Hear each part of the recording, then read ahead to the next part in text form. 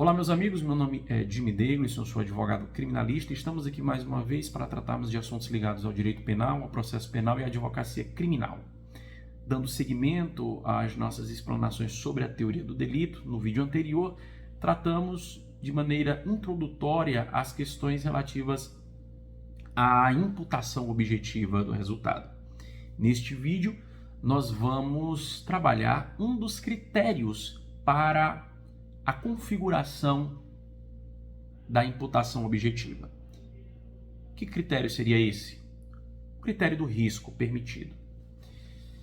Em outras palavras, não se pode visualizar a imputação objetiva do resultado quando a conduta do agente que causalmente gerou aquele resultado está dentro dos limites permitidos pela sociedade, dentro dos riscos por ela permitidos. Aqui, deixa eu só, probleminha. Dentro dos riscos permitidos. Havendo uma conduta que ultrapasse essa tolerância, a imputação objetiva do resultado ocorrerá. Não havendo, a conduta sequer deve ser considerada típica. É dizer, o agente, quando obra dentro do risco permitido, não se pode falar nem mesmo em tipicidade de sua conduta, que seria ali o primeiro requisito, o primeiro elemento dentro da configuração da teoria analítica do crime. A sociedade, ela é configurada, criada e se comporta de maneira tal a permitir diversas condutas que em si mesmas seriam consideradas perigosas. Por exemplo, o tráfego de veículos, a construção de uma usina nuclear, tudo isso envolve riscos, mas que são riscos tolerados pela sociedade. Agora, quando é que o agente obrará de maneira a ultrapassar este risco que a sociedade tolera? Essa é a grande pergunta a se fazer e é a matéria dentro desta matéria sobre a qual a dogmática se debruça. Veja que em alguns casos, como no exemplo de uma construção de usina nuclear, os limites permitidos, ou o risco permitido, ele tem os seus parâmetros, as suas diretrizes veiculadas por normas técnicas expendidas pelo Estado. A sociedade, ela, de maneira cultural, por ser leiga, não tem, em geral, ela não tem qualquer conhecimento sobre o que deve ou o que não deve ser feito para que a construção de uma usina nuclear não venha a ultrapassar o risco permitido. Portanto, é a desobediência a estas regras expendidas pelo Estado que farão com que se constate, no caso concreto, o ultrapassar do risco permitido. Em outros casos, como por exemplo, festas culturais que envolvem a queima de fogos de artifício, nós vemos também nessa atividade um risco que é tolerado, mas aí não há nenhuma norma estatal dizendo como que se deve queimar fogo de artifício numa festa junina, por exemplo. É claro que existem regras de manuseio do fogo de artifício, mas não naquela festa, não diz respeito também à realização da própria festa. Nesses casos, portanto, o risco permitido ele deve ser ponderado numa avaliação entre os bens em jogo, os bens jurídicos em jogo. No caso, trazendo aqui o caso da usina, a usina ela traz o benefício da energia, geração de energia, e por isso a sociedade tolera.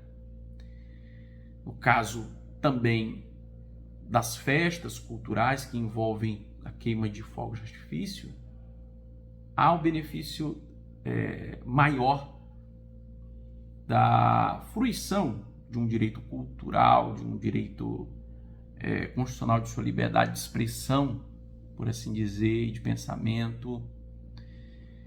Mas vai variar muito de caso a caso. O certo é que, para a visualização dos limites do que seria o risco permitido, ou ultrapassado o risco permitido, em alguns casos nós deveremos analisar e ponderar os bens em jogo, e em outros bastaria verificar a desobediência a determinadas normas. A desobediência em si mesma já configuraria? Nem todas as vezes, mas ela já lança luzes, ela já acende o sinal para que, ou a demonstrar que possivelmente o agente ultrapassou o risco permitido, o risco tolerado. Há uma outra questão dentro do risco permitido que eu queria trabalhar com vocês, que é sobre a diminuição do risco, ou seja, quando o agente pratica uma conduta que não afasta o risco, mas apenas o diminui. Imagina que um agente desvia um vagão em movimento que iria atingir diversos trabalhadores, diversas pessoas, e esse vagão então atinge uma pessoa apenas, ou apenas objetos, bens materiais. Ele teve a sua conduta ligada causalmente ao resultado. Mas será se o resultado danoso, seja o dano material, a perda daquela única vida apenas, deveria ser imputada a ele objetivamente como crime? A doutrina diz que não. Isto porque, se o agente opera, se o agente obra, criando um risco menor do que aquele que originalmente estava estabelecido, não há que se falar em imputação objetiva do resultado. Uma outra questão problemática que eu até anotei aqui seria também da exclusão dessa imputação objetiva nos casos em que alguém opera de maneira a diminuir o risco existente, mas ainda assim produzindo uma lesão. Um exemplo que eu tratei, mas imagine a seguinte hipótese. Alguém seria vítima de uma lesão grave, mas por obra minha, essa lesão foi apenas leve. Nesse caso, eu poderia responder pelo crime, ou a mim ser imputado objetivamente o resultado? Há que se estabelecer uma diferença. Se eu não estiver na minha posição de garante,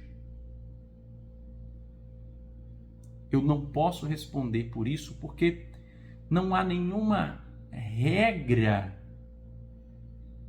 normativa que faça com que eu tenha o dever de exclusão total do risco permitido. Se eu opero de maneira a diminuir esse risco, tão somente, mas sem estar na posição de garante, não posso responder. Ainda que eu tivesse, olha só, ainda que eu tivesse condições de excluir totalmente o risco a que foi submetido o bem jurídico tutelado. Ainda que eu tivesse possibilidade. Mas na minha posição de garante, não. Se eu não obro de maneira a otimizar o afastamento do risco permitido, eu então, de alguma maneira, estou consentindo com a lesão, ainda que menor, produzida no bem jurídico. E assim, eu deveria responder. E a mim ser imputada objetivamente a lesão ou o resultado da conduta. Então vejam que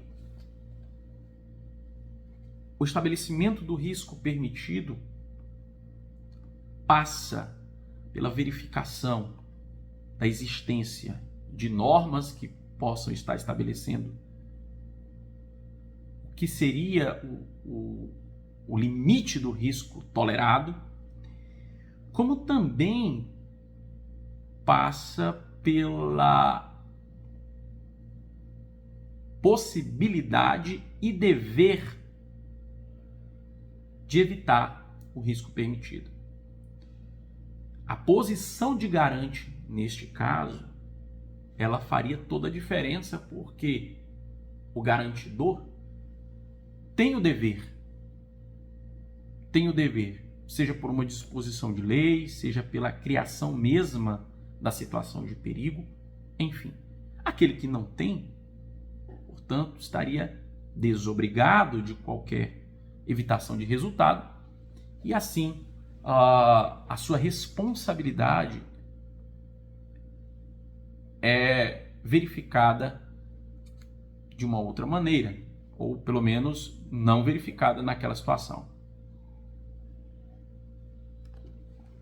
Estas são, portanto, as considerações que eu tenho a trazer aqui sobre o limite permitido, sobre o risco permitido, mas por fim, antes, eu até coloquei aqui, não poderia deixar de tratar sobre este ponto.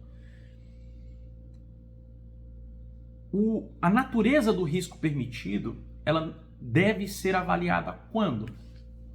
Antes da conduta, no momento da conduta ou depois que ela é realizada? Bem, a doutrina é pacífica no sentido de dizer que, até pela lógica, a verificação do caráter permitido do risco deve ser feita ex ante, ou seja, no momento em que o autor empreende aquela conduta perigosa. E esse juízo, ele não pode ser subjetivo, ou seja, a partir daquilo que pensa o autor, mas objetivo. Até porque estamos num momento de verificação de critérios que dizem respeito à tipicidade. Portanto, esse caráter de permissão da conduta, repito, deve ser realizado ex ante, objetivamente, no momento em que o agente empreende a conduta perigosa. Ok? No próximo vídeo nós trataremos sobre o princípio da confiança. E eu espero que vocês estejam confiando suficientemente naquilo que estamos explanando aqui para nos acompanhar. Não deixe de nos seguir nas redes sociais e aqui no YouTube, sobretudo, fazendo a sua inscrição, dando o seu ok e comentando e compartilhando esse material. Um grande abraço, bom trabalho e bons estudos.